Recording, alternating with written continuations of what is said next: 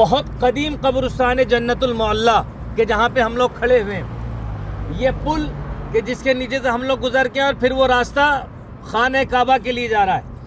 آپ نے دیکھا کہ جب فتح مکہ ہوئی اور رسول اللہ مدینہ منورہ سے تشریف لائے، یہاں پہ آنے کے بعد لوگ ظاہر سی بات ہے، رسول اللہ آپ جانتے ہیں کہ بستر پہ سلا کے مولا علی کو گئے تھے شب ہجرت، علی بن ابی طالب علیہ السلام بستر پہ سوئے ہوئے تھے۔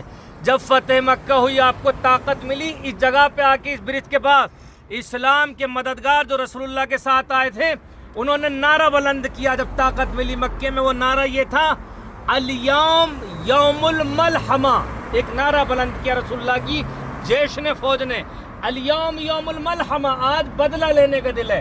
اسلام اس کو کہتے ہیں۔ رسول اللہ نے کہا نہیں، آج ہمیں طاقت ملی ہے، اسلام کو ہم نے مکے کو فتح کیا، لہذا نعرے کو بدلو۔ کیا کہیں رسول اللہ؟ کہو الیوم یوم المرحمہ، آج رحم کرنے کا دل ہے، آج رحم کرنے کا دن ہے۔ یہی وجہ تھی کہ رسول اللہ نے ایک گھر تعین فرمایا جس میں کہا تھا کہ آج جو بھی پناہ لے لے گا، جو سرنڈر ہو جائے گا، اس کو پناہ دی جائے گی۔ پوری توجہ چاہتا ہوں۔ جس میں ابو سفیان اور اس کے چاہنے والے گھر والوں نے پناہ لی، اس دن سے جن لوگوں کو رسول اللہ نے فتح وہاں پر پناہ دی تھی، ان کے لیے ایک اصطلاح مکے میں استعمال ہوتی تھی۔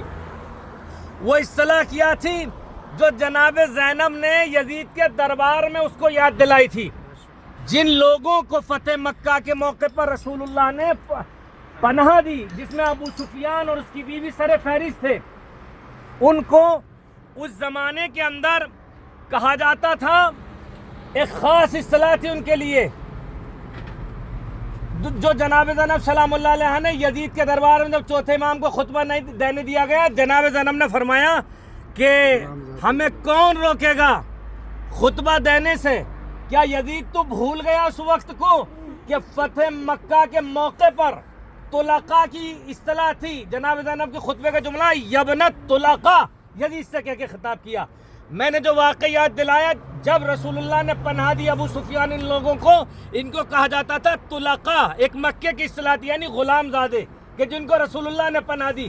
جناب زینب نے ایک لفظ استعمال کیا، یزید کو اس کے باپ دادا کی یاد دلائی۔ جب چوتھے امام کو خطبہ دینے سے روکا، درباری یزید نے جناب زینب کو جلا لایا، فرمایا یزید سے مخاطب ہو کے، یبنت طلقاء، غلاموں کی اولاد، کیا تو بھول گیا کہ میرے نانا نے فتح مکہ کے موقع پر تیری دادی اور تیرے دادا کو پناہ دی تھی؟ غلاموں کی اولاد، تو ہمیں خطبہ دینے سے روکے گا دربار میں؟ تو یہ جناب زینب نے ایک جملہ نہیں استعمال کیا تھا، پوری تاریخ بیان کی تھی ایک جملے کے اندر۔